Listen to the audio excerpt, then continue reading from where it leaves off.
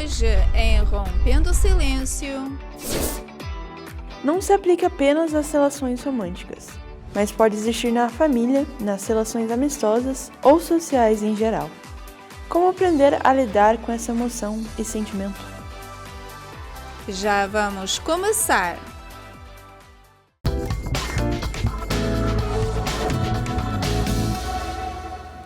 Olá, sejam bem-vindos a mais um episódio do Rompendo o Silêncio. E Sandra, queria começar fazendo uma pergunta pra você. Ok. Você é uma pessoa ciumenta? Eu não sou, e você, Valéria? Hoje em dia eu não sou, mas eu já fui. Eu já escutei umas histórias. Eu já fui.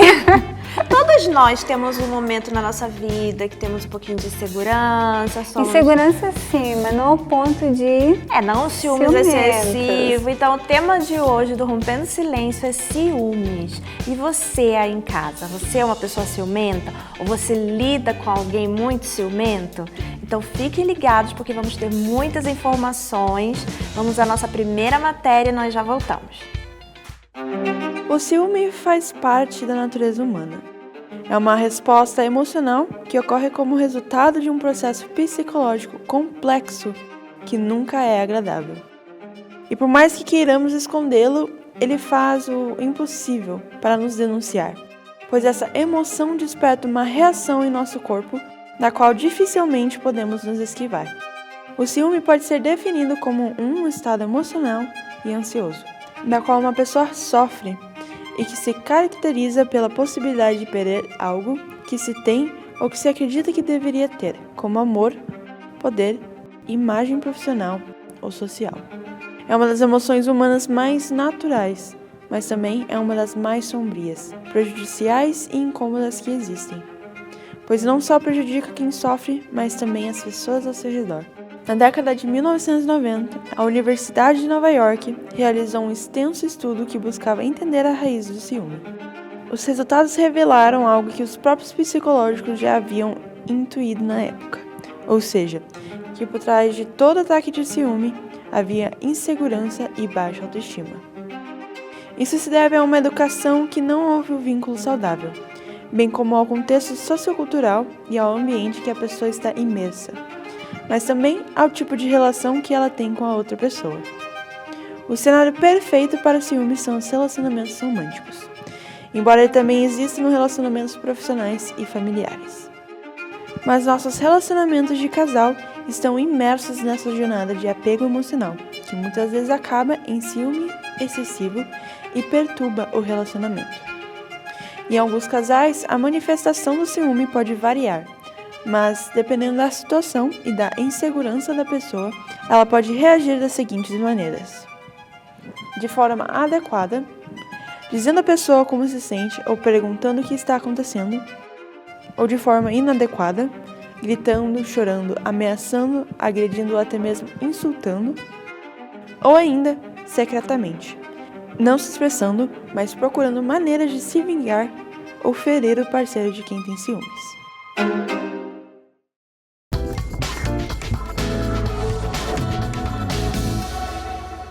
E para nos introduzir a esse tema de hoje, nós temos conosco, através do Zoom, a Juliana Souza, que é terapeuta comportamental e especializada em relacionamento. Bem-vinda ao programa, Juliana. Obrigada, muito obrigada. Bem-vinda, seja muito bem-vinda. E para a gente já começar, se você podia explicar um pouquinho o que é o ciúme no relacionamento amoroso, por favor.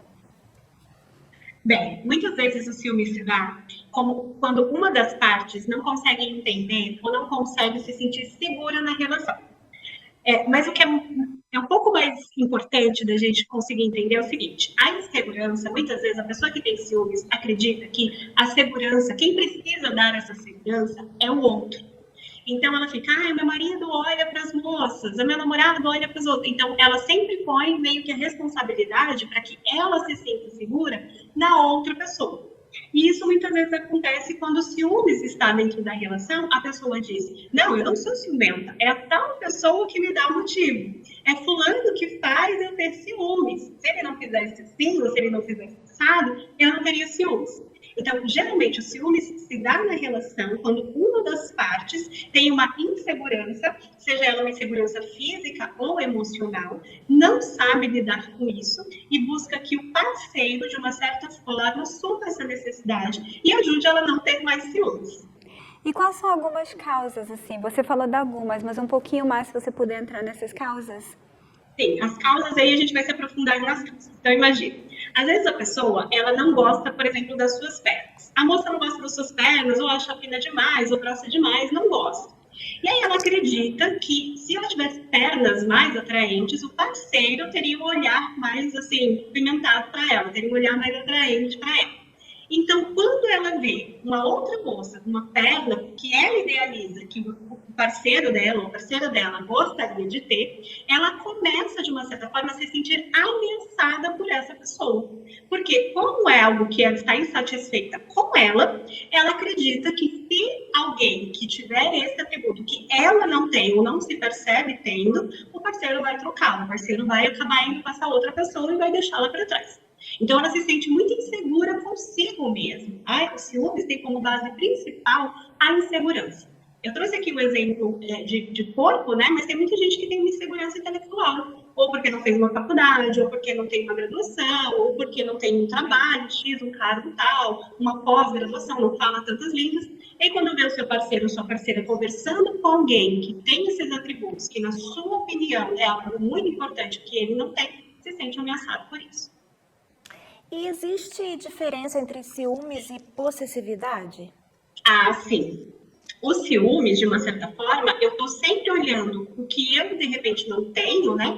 Ou o que eu percebo que falta em mim, ou o que eu percebo que eu gostaria de ter. Então, mesmo que inconsciente, é uma insegurança de algo que falta em mim e eu gostaria de ter. Eu acredito que se eu tivesse meu par, me amaria mais, me daria mais carinho. E a possessividade é quando eu tenho certeza que aquela pessoa é minha. Então, eu até trago um pouco, né, da questão psicológica, quando a gente está falando, de que eu olho para outra pessoa até como um objeto, como algo que é meu, que me pertence, e que ela só pode estar perto de mim, sob o meu comando, sobre o meu olhar. Então, é um processo muito de posse mesmo. O outro é meu, então ele tem que estar sobre a minha posse, onde eu posso ver, onde eu posso ouvir, onde eu posso controlar, onde eu posso ter certeza que ele não vai fazer nada que seja, que me afaste dele e que, principalmente, além de me afastar dele, que não me deixe tomar conta da sua vida como um todo. E o ciúmes, ele pode ser alguma coisa saudável ou justificada? Acho que Olha, os ciúmes, eu costumo trabalhar aqui no consultório muito essa questão do que é funcional para você e do que não é funcional para você. Então, por exemplo, existem algumas pessoas que elas precisam entender se esse comportamento está sendo funcional ou disfuncional. Então, por exemplo, se eu percebo que a minha insegurança em relação ao meu parceiro ou minha parceira é em questão do meu corpo, e eu vejo que eu não estou satisfeita com o meu corpo. Então, eu começo a cuidar melhor da minha alimentação, eu começo a fazer atividade física, eu começo a olhar para mim, para que eu alcance, de uma certa forma, o corpo que eu acredito que eu tenho que ter, para que essa insegurança diminua. Então, teoricamente, essa sensação de insegurança que dá o gatilho dos ciúmes está sendo funcional para mim, está funcionando de uma certa forma, para que eu alcance algo bom para a minha vida. Agora, se os ciúmes acaba fazendo com que eu tenha muita briga, muita desconfiança, fico olhando no celular, mexendo nas coisas, criando mini testes para a pessoa amada, desconfiando o tempo todo dessa pessoa, criando muita briga, criando muita confusão, de uma certa forma, isso se torna disfuncional. Então, por exemplo, a questão dos ciúmes, muitas vezes eu quero ter a posse da pessoa, mas de tanto esses ciúmes, essa possessão, eu acabo fazendo o quê? Afastando a pessoa de mim. Porque a pessoa não tem mais vontade de estar comigo. É sempre brigando, é sempre discutindo. Vou num restaurante, tem uma briga. Vou no cinema, tem uma briga. Vou na casa da família, tem uma briga. Vou numa festa, tem uma briga. Eu lembro de um caso aqui no consultório, que eu tinha uma moça, que ela falou para mim que quando ela sentava no restaurante, ela ficava olhando dentro da bolinha do olho do namorado para ter certeza que ele estava olhando para ela. E que se ela sonhasse que ele estava olhando assim, ó, ela já fechava a cara, já tinha briga, já tinha confusão, e eles saíram de lá muito... Imagina, você tá no restaurante, alguém tem, ó, do nada, ela tá no seu olho. Acaba sendo uma coisa muito séria. Né?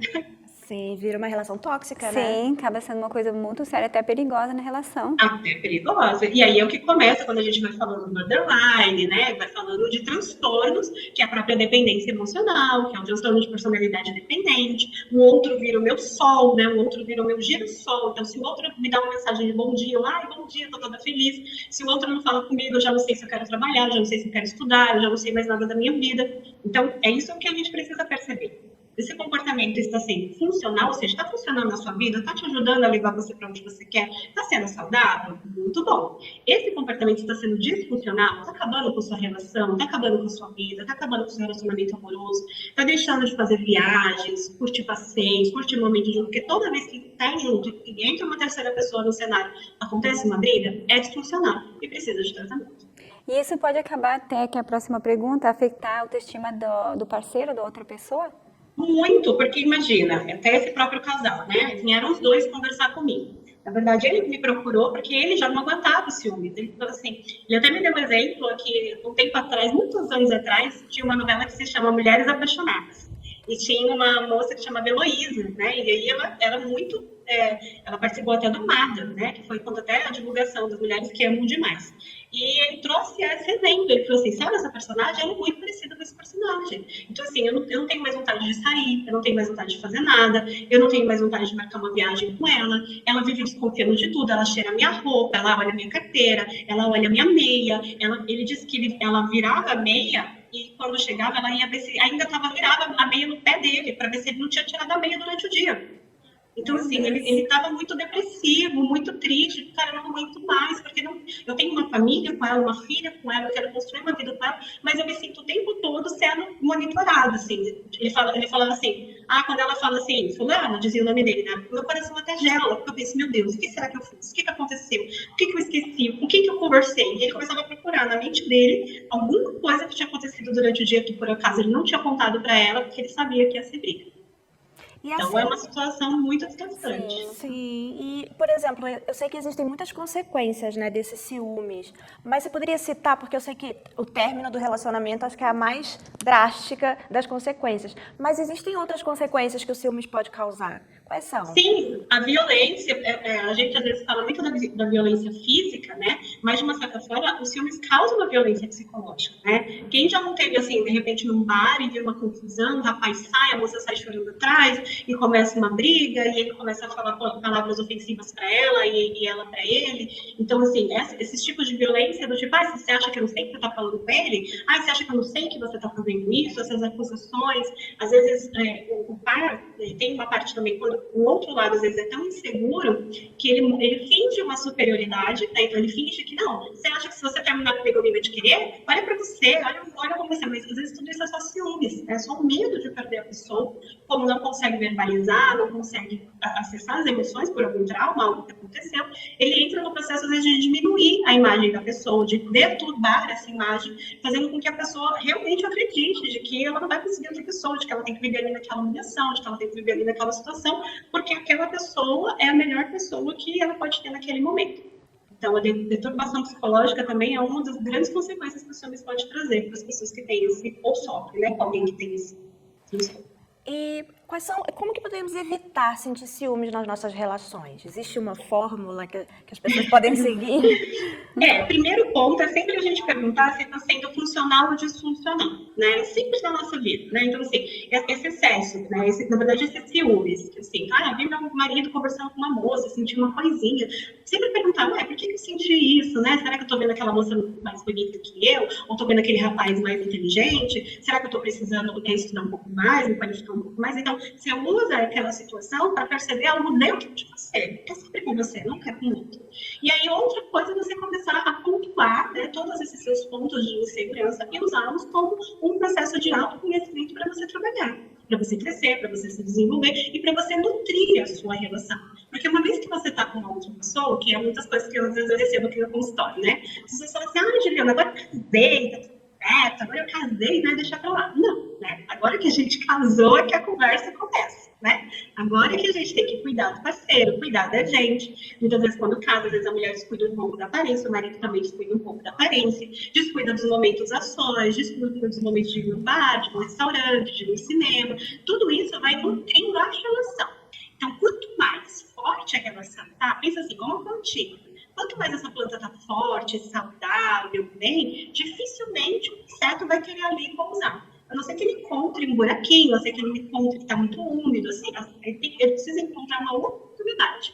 Então, quanto mais o seu relacionamento estiver nutrido, quanto mais o seu relacionamento estiver forte, quanto mais você ter consciência dos seus pontos de equilíbrio, o que você está precisando trabalhar, o que você está precisando desenvolver, mais forte você vai ficar, mais segura você vai ficar, e mais seguro também vai ficar o seu pai e a sua relação. Então, um jeitinho, né, de não ter ou diminuir os ciúmes é identificar sempre dentro da gente quais são os pontos de melhoria, né? O que a gente pode estar sempre se desenvolvendo, porque aí você vai estar sempre trabalhando e a insegurança vai ficar cada vez menor. E como a gente pode ajudar as pessoas que estão vendo e estão falando assim, mas eu não sou ciumenta, o meu parceiro como que eu posso resolver isso? Eu gosto muito de uma linha de comunicação que é a comunicação não violenta. Né? A gente sempre, em vez de eu acusar as pessoas, eu sempre penso da gente poder fazer perguntas sugestivas, né? Então, você estava com aquela pessoa, tal, e aí quando abaixa um pouquinho a poeira, pergunta assim, sim, mas aquele momento que eu estava ali com a pessoa, te causou o quê? Você entendeu o quê? O que você achou que estava acontecendo ali? O que você vê naquela pessoa que você acha que eu possa me interessar por essa pessoa? Ou que eu possa querer estar com aquela pessoa? Por que eu trocaria a nossa relação, que tem isso, isso e isso, por essa pessoa que tem isso, isso e isso? O que você traz desse comparativo? Então, a comunicação não violenta é sempre eu ir buscar o caminho das perguntas reflexivas. Porque, às vezes, a própria pessoa, na hora que você faz uma pergunta dessa, do tipo, por que você acha que eu vou ficar nessa relação, que a gente tem isso, isso, isso, um filho, uma família e tal, por uma pessoa que eu não conheço? A própria pessoa já, sei lá, que isso aqui, só que aquela pergunta, ela não tem filtro. O poder da pergunta é essa, ela não tem filtro. Então, por mais que a pessoa verbalize, não sei, você é assim, você o quê, aquela pergunta vai ficar rodando na cabeça da pessoa. E quando tudo se estabilizar, a pessoa vai ficar pensando nisso. Então, o bom das perguntas é que elas não têm filtro e elas ajudam as pessoas, mesmo depois que acabou a cena, a ficar pensando sobre a situação. E aí começa a tomar consciência, às vezes, de que realmente tem uma baixa autoestima, de que realmente existe pontos de insegurança, de que realmente existem coisas nela que precisam ser trabalhadas. E no caso do ciúmes excessivo, né, quando chega ao ponto da violência, né, até com o caso que você citou, né, da pessoa vigiar até a rota dos olhos da pessoa para ver se está olhando para ela mesma. Como que esse parceiro ele vai saber lidar com essa pessoa que tem esse ciúmes exagerado, que chega ao ponto até de agressão? Quando parte para agressão, aí a gente já tem que entrar numa questão de lei, né? Ninguém pode bater numa pessoa, ninguém pode agredir uma pessoa. E aí a pessoa já ultrapassou todos os limites em que uma relação saudável pode ter, né? Então, geralmente, quando vai para essa parte de agressividade, é sempre bom entender se não é melhor, às vezes, dar um tempo na relação, se não é melhor a pessoa realmente passar, de repente, um tempo sendo observada e tomando medicação mesmo, seguindo o protocolo de Mandelain, indo ao psiquiatra, indo ao psicólogo, sendo acompanhada semanalmente, entrando no uso de medicação, porque é um transtorno. E assim, às vezes as pessoas têm que... Às vezes a questão de demonizar ir no psiquiatra, né? Ai, meu Deus, eu não posso ir no psiquiatra. Do mesmo jeito que você vai no cardiologista, do mesmo jeito que você vai no gastro, do mesmo jeito que você vai em qualquer outro médico, porque você está sentindo uma dor. Você está sentindo uma dor no estômago, onde você vai? No gastro. Você está sentindo algum problema no seu... Vai no neurologista. Está sentindo algo que é constante, é um comportamento constante, não está conseguindo dar conta, o psiquiatra ele vai te ajudar, não só com a medicação, mas ele vai poder te encaminhar a tratamentos. A terapia cognitiva comportamental é um método muito eficaz e que ajuda muito, porque através da terapia, a psicóloga vai te trazendo exercícios, você vai começando a entender, existe um protocolo para ser seguido pelo Mandelain, onde já foi testado cientificamente e funciona já funcionou em várias pessoas. Então, existe um tratamento para isso. Só que o primeiro passo é a pessoa que tem esse problema, que tem esse transtorno, assumir. É a mesma coisa que um viciado em qualquer tipo de droga. Enquanto ele não assume que ele tem o vício, ele não vai conseguir se tratar. Então, só dá para uma pessoa manter uma relação com alguém que já foi para esse movimento da violência, se a pessoa entendeu que ela precisa de um tratamento, ela estiver no tratamento e até a outra parte se sentir segura de estar no mesmo ambiente com essa pessoa. Enquanto isso, não tem como, porque você vai estar colocando a sua vida em risco de uma pessoa doente. Então, assim, do outro lado está doente também. Não é alguém saudável, não é alguém que está fazendo porque quer. É alguém que está com uma dor e que não está sabendo cuidar. Então, o ideal é sempre, primeiro, a pessoa que está passando por esse transtorno, tomar consciência e assumir o seu problema e buscar ajuda em todas as esferas. Psiquiátricas, terapeutas, terapias paralelas, holísticas, mas que, de uma certa forma, ajude ela no outro também. E aí, a outra parte, quando se sentir segura e ter certeza que sim, que esse tratamento está funcionando e que agora pode retomar a relação, aí sim voltar e tomar a relação. Se também fizer sentido, né? Porque às vezes a pessoa está tão magoada, sofreu tanto, que não faz mais sentido para a pessoa. E ao outro lado, tem que entender que talvez seja uma das consequências, né? Quando a gente tem um vício, quando a gente tem, às vezes, a consequência é a gente deixa algumas pessoas pelo caminho, a gente perde algumas pessoas. E muitas vezes são essas percas que fazem com que a pessoa corte para a vida para ela se tratar. Então, às vezes, a perca é o caminho da vida, né? Se tivesse continuado na relação, talvez teria ido até a morte. A gente gostaria de agradecer muito a sua participação. Eu acho que foi de grande ajuda, né, Sandra, para as pessoas que estão nos assistindo e têm sofrido com esse ciúmes excessivo da outra parte, ou ela é a pessoa ciumenta da relação. Então, eu acho que já abriu os olhos que sim, existe uma saída. Existe uma saída. Sim. E também aquela parte que você falou é importante, não? Quando a pessoa ela casa, é onde ela tem que cuidar-se mais dela mesma, não? Que isso também é importante, não? A gente casa, mas para poder amar um ao outro e cuidar um do outro. Aí os dois têm que fazer o trabalho. É verdade. Exatamente. E é exatamente esse processo de troca, né? Eu gosto muito dessa passagem, né, que traz na Bíblia, que fala amar ao outro como a ti mesmo, né? Então, primeiro é você. A gente não dá o que a gente não tem. Então, sempre é com você, sempre é pra você, sempre é com você. O primeiro bom dia você tem que dar pra você. Oi, bom dia, tudo bem? Como é que você tá? Como é que vai ser o nosso dia hoje? Vamos pra cima, vamos fazer assim. É sempre com você. É quando você se integra, aí você consegue repartir pro outro. Se você tá vazia, não tem como você dar pro outro. Então, a insegurança é uma parte vazia de você, que você quer que alguém de fora preencha. Isso não vai acontecer. Porque a pessoa pode te prometer um mundo e falar, cara, como esse rapaz, ele falou, eu pegava no rosto dela e falava, eu tô olhando pra você, eu tô aqui com você. Ela falou, não, mas na hora que você foi pegar o guardanapo do chão, eu vi você olhando para as pernas da moça. Então, não importa, né? Se você tá vazia, por mais que o outro faça, ele não vai preencher. É sempre você, com você. É verdade. Obrigada pela sua participação. Obrigada, eu amei estar aqui, estou sempre à disposição. Quem quiser aí me procurar nas redes sociais, meu Instagram é juliana.souza.relacionamentos. Estou todos os dias lá falando sobre relacionamentos, como você pode ter um relacionamento recíproco, saudável e verdadeiro, como você pode cuidar de você, praticar o amor próprio, aumentar a confiança. Todo dia eu estou lá conversando sobre isso com a galera. Tá bom, então. A gente espera também te ver aqui no programa mais vezes, tá bom? Tá bom, pode chamar que eu venho. Obrigada. Agora a gente vai para uma matéria e já volta. Como lidamos com o ciúme? Como saímos desse círculo vicioso e destrutivo? A resposta é incentivando o oposto com o nosso parceiro. Confiança e amor, tornando maiores todas as coisas que nos unem. Lembremos-nos de que o ciúme afasta as pessoas, gera desconfiança, ressentimento e ódio. Entretanto, a cumplicidade da confiança, o carinho, a empatia, o respeito, o riso em conjunto e as expressões de afeto também são algumas das coisas que nos aproximam. Fortalecer o que nos une diminuirá qualquer possível desconfiança. Faça atividades juntos, incentive a comunicação, a cumplicidade e as expressões de afeto. Não fique esperando que outra pessoa demonstre o que ama, fazendo isso ou aquilo. Semeie afeto com sua atitude. Concentre-se no que você pode fazer para ser mais amoroso, cúmplice e afetuoso, para seduzir e se conectar com a pessoa amada. Para dar o exemplo, tratando a outra pessoa como você gostaria de ser tratado e fazendo com que ela se sinta amada. Por exemplo, se ficarmos com raiva do que a outra pessoa não faz, aumentaremos a distância entre nós. Portanto, incentive a cumplicidade, o afeto e não o controle. É melhor incentivar e pedir mais expressões de afeto, ser mais detalhista, fazer atividades juntos, buscar tempo de qualidade com seu parceiro, incentivar as conversas e não pedir senhas do celular. O controle sufoca e acaba por enfraquecer o relacionamento. Se eles o perseguem, você acaba fugindo. É tão simples quanto isso. Honestidade não significa contar tudo e ter controle total. Trata-se de se sentir confortável com quem você é e confiar um no outro. Se o ciúmes estiver torturando, tome atitude e lembre-se, ele não é um sintoma de amor. É um sintoma de insegurança e desconfiança e só afeta a pessoa amada.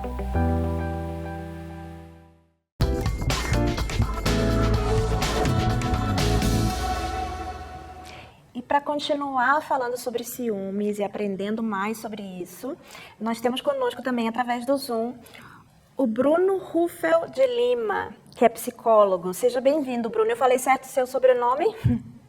Isso, boa tarde, isso mesmo, Boa Bruno tarde. Rufo de Lima. Tudo bem, Bruno? Seja bem-vindo. Eu que agradeço o convite. Bruno, falando sobre ciúmes, quando a gente sente ciúmes, a gente faz de uma maneira consciente ou é algo que está no nosso subconsciente, a gente faz sem perceber? Obrigado pela pergunta, Valéria. Geralmente o ciúmes ele é bem inconsciente, né? Porque a gente tem a dimensão, como a Juliana estava explicando recentemente, de que às vezes é uma questão física, da insegurança, do corpo, da estética, ou do movimento do nosso parceiro, da nossa parceira, ou de uma pessoa amiga ou familiar.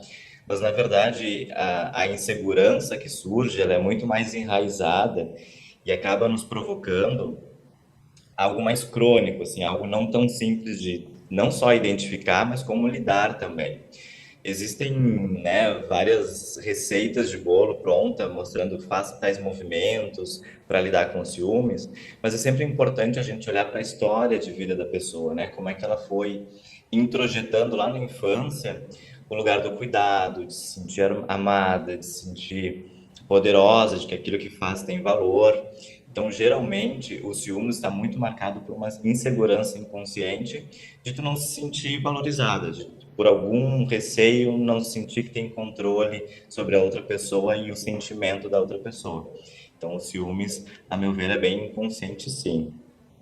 E a gente estava falando com a Juliana sobre o ciúme entre relacionamento, mas também é comum entre amizade, família, é comum também? Sim, acontece bastante em relações de colegas de trabalho, amigos, familiares, porque é bom pensar que enquanto seres humanos, sociais e organizados dessa forma, a gente coloca nessas caixinhas, a gente estabelece, ó, aqui é uma relação de trabalho, aqui é uma relação de amizade, aqui é família, aqui do outro lado é relacionamento. Mas num todo, na nossa essência, nós somos seres humanos ali que tem um emocional não organizado dessa forma. Então a gente busca sim ser amado, busca sim ser aceito, escolhido pelo outro. Então isso independe do tipo de vínculo, do tipo de relação que se estabelece. Então é muito comum e muitas vezes até prejudicial da mesma forma como nos relacionamentos amorosos, famílias e amigos que criam expectativas sobre a outra pessoa para que não são atendidas geralmente, isso gera frustração e até a perda do próprio vínculo em si. O desgaste, a qualidade da relação, que também são prejudicados. E Bruno, você até falou sobre a vida da pessoa num todo, a criação, né, que isso pode causar na pessoa essa personalidade ciumenta nas relações e tudo. Existem outras causas do ciúme nas relações entre amigos, colegas de trabalho? Sim.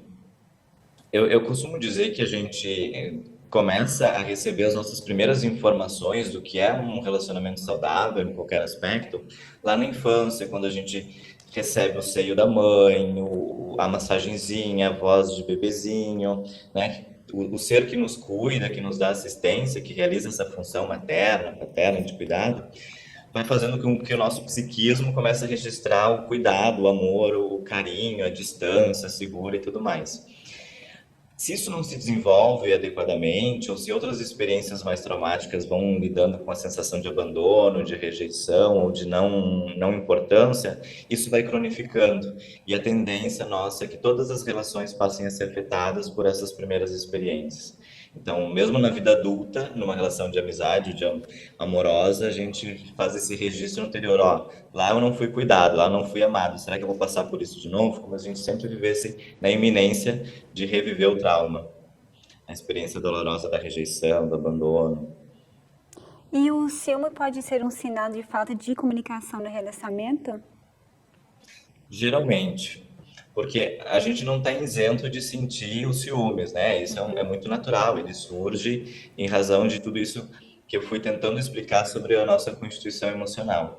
Contudo, cada relação ela é diferente e ela pode ganhar níveis de maturidade, de salutabilidade, a ponto de que tudo isso que a gente se relaciona, tanto no trabalho, nas amizades ou no relacionamento amoroso e na família, perpassa por acordos, né? Perpassa por um movimento de a gente estabelecer contratos ali de regras específicas para nossa relação.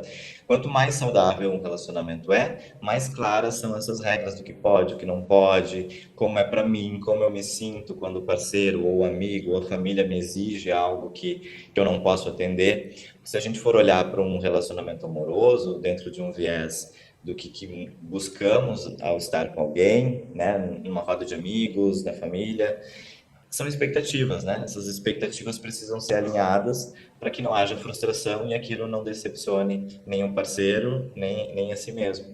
Então, alinhamento das expectativas, conversa e diálogo sobre isso é o melhor caminho para construir relações de todos bem saudáveis e não isentas de ciúmes, mas que o ciúmes ele não tenha capacidade destrutiva, disfuncional, como a Juliana trazia. Sim, e é verdade, a falta de comunicação. Se você não expressa aquilo que te incomoda, né, numa relação, como que a outra pessoa vai saber? Vai saber né? o que está sentindo, o que está pensando, não? Sim. E, por exemplo, existem pessoas que são super protetoras numa relação. Os pais, irmãos mais velhos, amigos super protetores. Melhor amigo. E existe, como que a gente pode diferenciar de ciúmes essas relações super protetoras? É muito interessante a pergunta, porque essa superproteção geralmente vem de medos, receios e inseguranças dessas pessoas que projetam no outro um cuidado exacerbado para lidar com as suas inseguranças, né? Então, eu preciso ter controle de algumas variáveis para me sentir mais segura, né? Acontece com meu filho na escola, né? Agora tem a formatura, então os pais, né, querem fazer uma viagem para as crianças e estão inseguros sobre onde ir, se vai ter segurança ou não. Então, tudo isso é superproteção e acaba muitas vezes impedindo um desenvolvimento adequado e natural da pessoa, né? Começando lá na infância, adolescência e depois na vida adulta também. Então, a superproteção ela é muito prejudicial porque acaba tirando tua espontaneidade, tirando tua individualidade. E aí tu acaba se movendo conforme o interesse do outro. E isso em algum momento vai ser muito pesado, vai ser muito doloroso, a ponto de, numa situação mais drástica, romper com a relação para ter a sensação de que não, agora eu consigo andar com os meus próprios passos.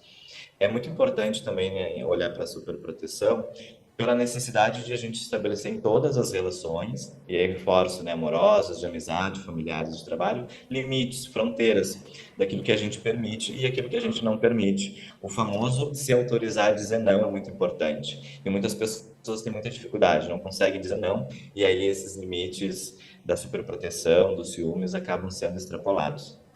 Porque a nossa próxima pergunta era assim, como fazer, né, o que fazer quando essa relação está afetada pelos ciúmes?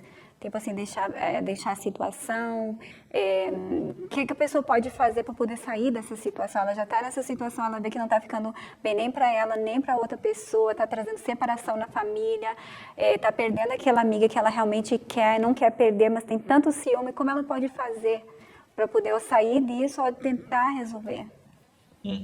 Interessante.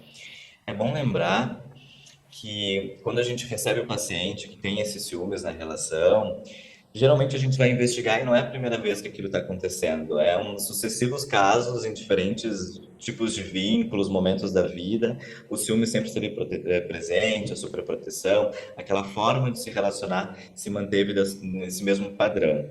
Então é muito importante assim, ter a consciência disso e poder aos poucos, em pequenos passos, trabalhando essa necessidade de contestação dessa insegurança. Porque à medida que a pessoa vai se dando que aquilo é um padrão, que se repete, ela vai encontrando ferramentas mais maduras, mais elaboradas para lidar com essas inseguranças. Como o exemplo da Juliana, virar a meia não trazia nenhum conforto, pelo contrário, qualquer eventualidade que acontecesse poderia gerar mais caos para a relação. Então é muito importante ter uma consciência de si, de que ciúmes não é demonstração de amor, não é demonstração de afeto, nem de preocupação pelo outro, pelo contrário, é manifestação de insegurança. E isso tende a corroer muito mais os vínculos, as relações, do que propriamente construir algo bacana e saudável. Então, para lidar com os ciúmes, o reconhecimento, falar sobre, buscar ajuda profissional, se percebe que em todas as relações isso tem acontecido. E é interessante que assim, a pessoa vai ficando cada vez mais sozinha. E ficar mais sozinha reforça que ela não tem valor, que ela não é importante, que não é amada. E isso alimenta as inseguranças e os ciúmes. Como se agora eu preciso prender essa pessoa porque é a única que vai me abastecer desse afeto. E é um ciclo bem vicioso, assim, é um looping que não tende a terminar sem o reconhecimento e o acompanhamento, muitas vezes profissional. Agora, a Juliana estava falando um pouquinho sobre o ciúme entre os casais, não? Tem como o senhor poder falar um pouquinho, assim, que tipo de ciúmes pode acontecer tanto no amizade fala assim em português? Amizade e família, assim, Sim, que o senhor recebe aí no perfeitamente. consultório? Uhum. E os tipos de ciúmes que geralmente surgem, mesmo na vida adulta, a gente imagina que é o ciúme mais infantil, assim, das melhores amigas que não podem conversar com outras amigas, senão aquilo romperia a amizade. Isso acontece muito na vida adulta também, assim, de criar-se expectativas de um nível de vínculo, de uma intensidade de vínculo, então geralmente tem que estar disponível para aquela pessoa sempre que ela precisa. Há amizades, por exemplo, em que a amiga começa a namorar e a amiga, né, que tem os ciúmes, começa a se sentir incomodada, porque agora dividir a atenção entre a amizade, a vida adulta de trabalho e mais o namorado. Então, muitas vezes se manifesta de uma forma muito sutil ou em outros casos, muito escancarada, onde realmente a pessoa vem e diz, não, estou incomodada de você estar dando espaço, saindo com alguém ou conhecendo tal pessoa e está me deixando de lado. Muitas vezes é só uma queixa, mas em outras vezes isso gera atrito entre as pessoas amigas. E na família é muito comum isso acontecer quando o membro familiar começa a ganhar uma certa independência, começa a buscar outros horizontes, outros interesses e não incluindo mais os membros da família nesses projetos. Então as pessoas se sentem rejeitadas, se sentem abandonadas, cobram isso. É muito comum a chegada de um genro e de uma nora provocar uma instabilidade familiar, porque é alguém externo, com uma outra criação, uma outra cultura, que vai provocar mudanças, né? Vai provocar esse filho ou essa filha a pensar diferente sobre como essa família se relaciona com ela, né? Provocar ali, daqui a pouco, algum tipo de desconforto. Então, o ciúme, geralmente, familiar está marcado nesse lugar de é meu, a minha cria, fique aqui e esses fatores externos não podem nos afastar. Então, geralmente, na família é o que a gente mais percebe no consultório. E tem como evitar esse sentimento de ciúmes? Eu diria evitar não tem como, ele sempre vai surgir em algum momento, né? Em maior ou menor intensidade. O que a gente consegue é ter uma resposta mais adequada para isso. Então, é entendendo assim, não é o outro que está me provocando, são inseguranças minhas. É bom a gente entender assim que numa relação de amizade ou familiar, eu costumo olhar assim, existem características das pessoas que a gente não gosta, mas nem por isso a gente anula a relação com essas pessoas. Então, tenho familiares ou amigos ciumentos, então eu administro com essa pessoa esses ciúmes porque tem outros elementos desse ser humano, dessa amizade e desse membro familiar que me ajudam, me interessam, me fazem bem, tem uma troca interessante.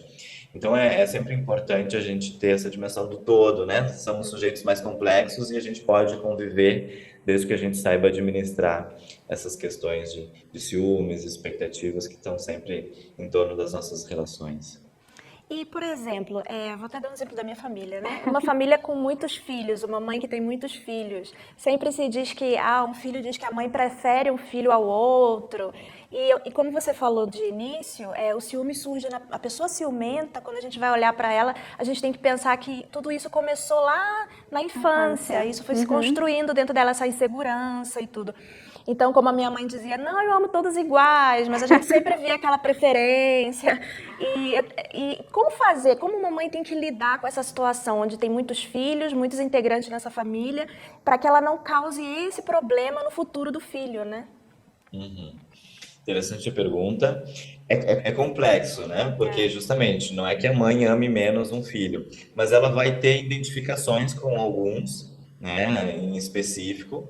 em razão de como se comportam todos, né, naquele sistema familiar. É importante, assim, tem aquele que é mais arteiro, tem aquele que se comporta, tem aquele que ajuda a cuidar dos irmãos, tem aquele que ajuda com os cuidados da casa, tem o mais quietinho, tem o mais faladeiro. Então, inúmeras características vão moldando esse tipo de vínculo. É muito importante, né, que os pais, em geral, eles consigam estar atentos às necessidades individuais de cada criança. É muito comum, por exemplo, o primogênito ser o único exclusivo, ganhar toda a atenção, todos os cuidados, né? Também todas as seguranças de ser, né, pais de primeira viagem.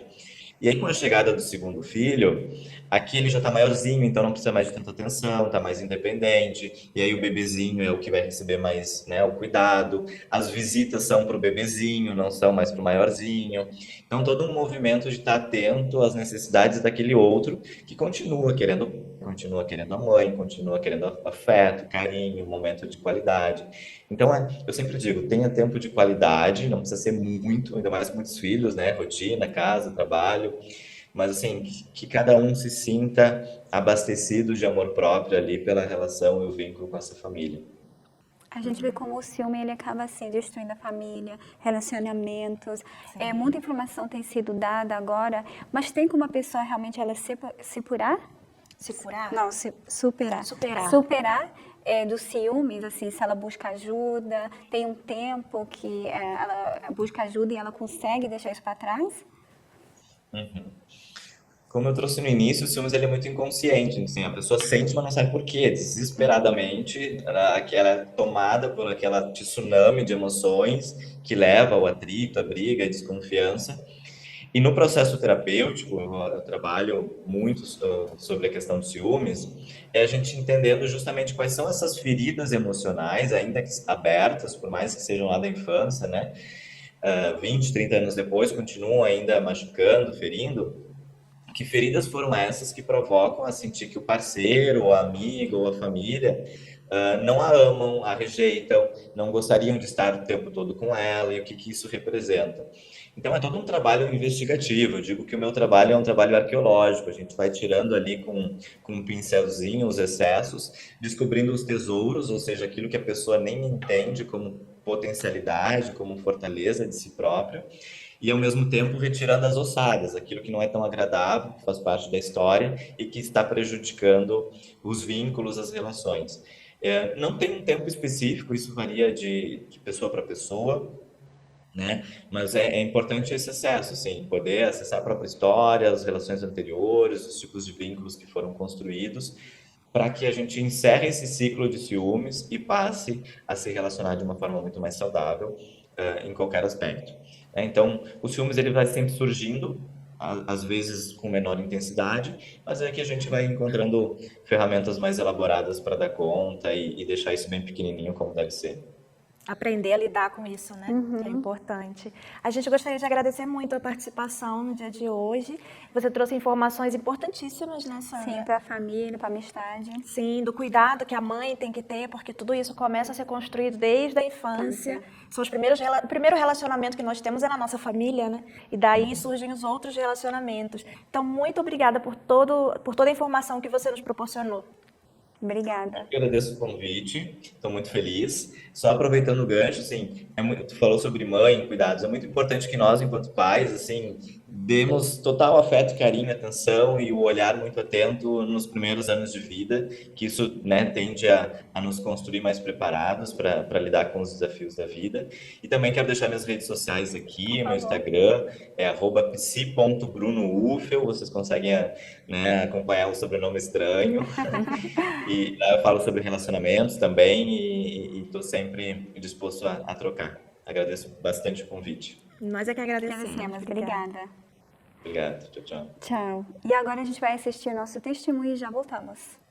Meu nome é Andresa, tenho 44 anos e eu vim de uma infância muito tranquila. Meus pais sempre cuidaram muito bem da gente, trabalharam muito, nos deram condições, escola, e eu nunca tive problema na infância até a juventude. E aí arrumei meu primeiro emprego e conheci o primeiro namorado. Eu sempre tive um sonho muito grande de casar, de formar uma família, de casar de noiva, de ter todo aquele sonho de moça. E com esse término de relacionamento, onde ele que acabou desistindo, eu tive uma decepção muito grande. E aí eu sofri muito por 3 anos. Eu não me conformava, eu não aceitava o término, eu ficava atrás dele. Eu trabalhava numa empresa grande, tinha um bom emprego. E a minha mãe tinha muito medo que eu pudesse ser mandada embora, porque eu chorava muito, eu tive muita tristeza. E aí eu ia para a faculdade e chorava, não conseguia assistir a aula, todo mundo ficava perguntando o que eu tinha.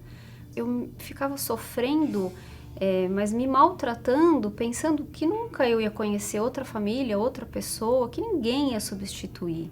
Até que eu comecei a buscar, até por insistência mesmo de amigos, de pai, mãe, sai, vai. Aí você começa no mundo sem conhecimento, você começa a sair, conhecer amigos e sair para festas e viagens.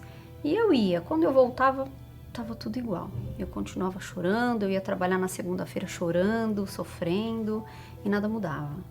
Até um dia que eu conheci o meu esposo hoje, mas não que eu estivesse resolvida e curada. Eu resolvi dar uma chance, mas não acreditando. E aí a gente foi tendo um namoro que tinha problemas. Um namoro que tinha vícios, que tinha traições. E que eu sabia que ele não ia ser um marido ideal, aquele que eu queria. Mas eu achava que ia mudar, ou que a gente aguenta, passa. Ele tinha muitos amigos, e os amigos sempre levavam para o mau caminho, ficavam convidando para ficar em bares, para passar a tarde bebendo. Aí ele vinha me encontrar à noite para a gente sair, já não normal. Aí a minha sogra já frequentava a igreja há muito tempo, já havia nos convidado, ele principalmente muito, mas eu nunca tinha vindo na Universal, nem ouvido falar tanto. Só que aí, como ele estava num momento onde a gente estava chegando próximo ao casamento, a gente estava de casamento marcado, e ele estava com os vícios, com muita bebida, então eu estava preocupada. Mas aí um dia ele chegou para mim e falou, eu vou na igreja com a minha mãe. E aí a gente acabou indo num domingo, assistir a reunião do domingo, e dali em diante a gente nunca mais deixou de ir na igreja. Foi acontecendo, então eu comecei a frequentar as reuniões, a gente começou a ir durante a semana, fazer outras correntes, e eu ia, mas eu não tinha me entregado, de fato e de verdade. E isso foi indo, a gente casou em novembro, aí quando a gente casa começam as dificuldades financeiras, a vida a dois, a adaptação, e a gente foi conseguindo levar muito bem. A gente já tinha a base da palavra, ele foi se entregando mais rápido do que eu, ele logo largou os vícios, ele realmente parou. Eu vi ele mudando a cada dia, ele se tornando um homem sério, mais trabalhador, bom filho. Ele foi mudando muito, muito, nitidamente. E a gente foi crescendo, a gente teve filhos e a gente foi indo, e eu 10 anos achando que estava tudo bem, eu fazia tudo certinho. Aí um dia ele falou para mim, ele me perguntou se eu tinha o batismo no Espírito Santo. E eu assustei de imediato, falei, tenho. Ele falou, você tem certeza? Eu não tinha certeza. E aí eu comecei a pensar, e aí eu comecei a ver que eu não tinha. E a gente começa a sentir assim uma insegurança de se Jesus voltar amanhã, eu não vou. E aí eu comecei a buscar, comecei a me preocupar. E aí estava na época da construção do templo, e aí eu vi a grandeza daquela construção, o poder de Deus na vida das pessoas, mas eu não acreditava que isso podia acontecer comigo. E quando eu pensava em batismo, eu falava, isso daí não é nada, é normal. Como que batismo no Espírito Santo? Como que você vai colocar Deus em primeiro lugar na sua vida antes, por exemplo, de filho? É difícil. E nesse momento que eu comecei a buscar, eu comecei a sentir esse desejo, essa necessidade. Num dia de semana que não era um dia de reunião normal, num evento diferenciado, e a gente foi fazer a busca do Espírito Santo dentro do batistério do templo, que não tinha ainda água dentro, então a gente pôde entrar. Quando eu entrei e vi aqueles azulejos dourados, aquele lugar. Eu falei, não, o Senhor tem que falar comigo aqui. E ali eu me derramei. E ali eu falei de verdade, porque a gente precisa se entregar e querer.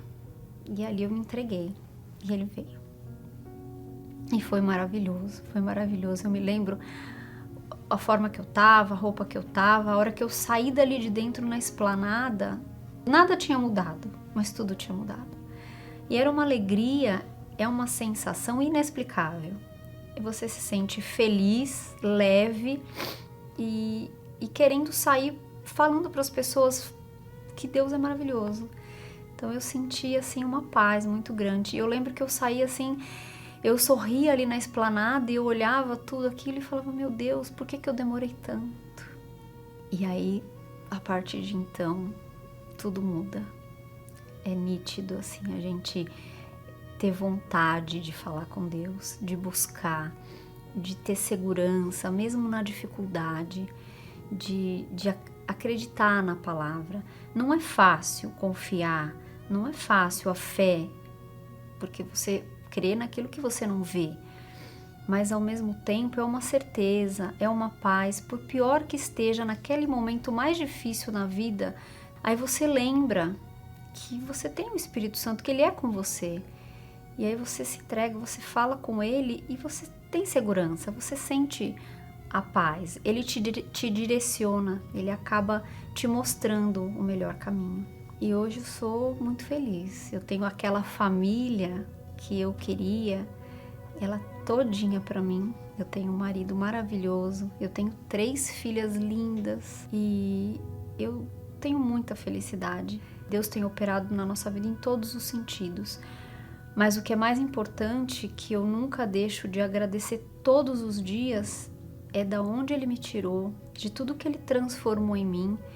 E que o mais importante é o Espírito Santo. Por mais que a gente tenha conquistas financeiras, que a gente consiga ser feliz em todos os momentos da vida, é não esquecer que Ele está em primeiro lugar e que a gente tem que estar sempre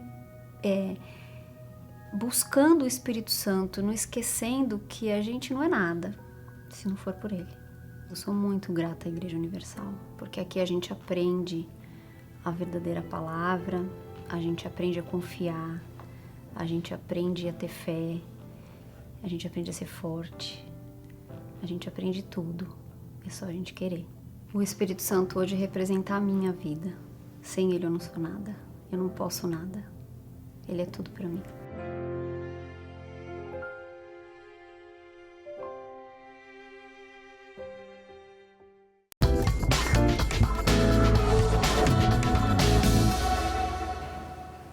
O amor é sofredor, é benigno, o amor não é invejoso, o amor não trata com levianidade, não se ensoberbece, não se porta com indecência, não busca os seus interesses, não se irrita, não suspeita mal. Isso é o que a palavra de Deus diz em 1 Coríntios 13, no versículo 4 e 5. Ou seja, e a gente vê que realmente é o que falta, não? Sim. Está faltando muito isso. O verdadeiro amor. Porque a gente acabou de ver o testemunho, antes do testemunho, o programa falando sobre os ciúmes e como os ciúmes destrói família, destrói relacionamento, amizades, como destrói muita coisa. Mas o amor que a Bíblia fala, esse amor, ele é de paz, de alegria, de um cuidar do outro. Sim. São muitas coisas que Deus faz na família, é tudo para colocar união. E principalmente, Sandra, a da pessoa se amar. Sim. Primeiramente, ela se amar, porque a partir do momento em que ela se valoriza e ela se ama, a outra pessoa, se ela aprender que ela tem que se valorizar primeiro, as outras pessoas vão também valorizá-la, também vão amá-la da maneira que deve ser. O problema é que as pessoas andam inseguras, andam com a autoestima baixa. Aí muita inveja, muita separação. A palavra que estava falando aqui em inglês fala assim que o amor, ele não pensa em si mesmo. Ele pensa na outra pessoa. Então ela acaba fazendo para a outra pessoa como ela quer ser tratada. Exatamente. E o mundo hoje em dia, ele não é assim. O mundo hoje em dia ele é muito frio, perdeu esse amor. Sim. Mas ele existe porque está escrito, aí está as promessas de Deus. E você vê através do testemunho, a vida dela começou mal. Desde que ela era criança, depois na família, depois quando ela casou, que ela pensou, agora eu vou ficar feliz, eu vou ter uma pessoa para cuidar de mim, uma pessoa para estar ali ao meu lado. Ela viu que aqui não preencheu. Aí veio os filhos, agora sim. Eu vou ser feliz, uma mãe feliz, mas ela nem nisso ela podia ser feliz, porque como ela já trazia esse passado, ela acabou passando isso até para essa parte nova de ela ser mãe. Ela não podia ser feliz e não fazer as crianças felizes. Mas a gente vê que isso é um mal espiritual e é uma coisa que não é muito falado. As pessoas falam desse amor. Esse amor, e as pessoas tentam colocar assim, isso é uma coisa normal. Busca uma ajuda aqui, busca uma ajuda em counselors, não sei como fala assim em português, mas de verdade a gente tem que fazer como esse testemunho. Ela buscou ajuda em Deus. O autor do amor. É isso. E ela falou, quando ela entendeu esse amor, aí entrou a felicidade nela. Sim. E é isso que a gente vai orar agora, para esse amor ele entrar na sua vida, no seu casamento, na sua família, no seu relacionamento. A gente vai fazer essa oração agora junto com você. Então a gente pede nesse momento, que é o momento de oração, se for possível você fechar os seus olhos junto com a gente, que é o momento de oração.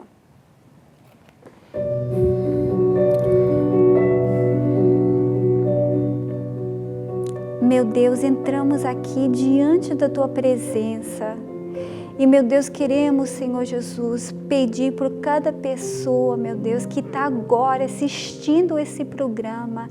E essa pessoa está, meu Deus, com depressão, tristeza. Essa pessoa não se consegue amar, nem amar as pessoas que estão ao lado dela. Meu Deus, essa mãe, meu Deus, que perdeu esse amor pelos filhos. Esse esposo, essa esposa que não consegue amar seu parceiro. Porque, meu Deus, por toda a situação, por um magoar um ao outro, para toda essa separação que esse mundo tenha mostrado que é normal, não amar mais, de deixar a pessoa, mas, meu Deus, sabemos que é um problema, meu Deus, espiritual, que, meu Deus, entrou através de uma inveja, do mal, de uma bruxaria, e, meu Deus, a gente te peça nesse momento que o Senhor vá em contra dessa casa, dessa família, e que o Senhor venha arrancar esse mal que entrou aí, meu Deus, no casamento, esse mal da depressão, da inveja, que venha ser destruído agora, venha ser arrancado dessas famílias, a pessoa que foi vítima de uma bruxaria, que tem destruído tudo, tem destruído os sonhos dessa pessoa, a felicidade, o casamento. Meu Deus, agora nesse momento destrói esse mal, destrói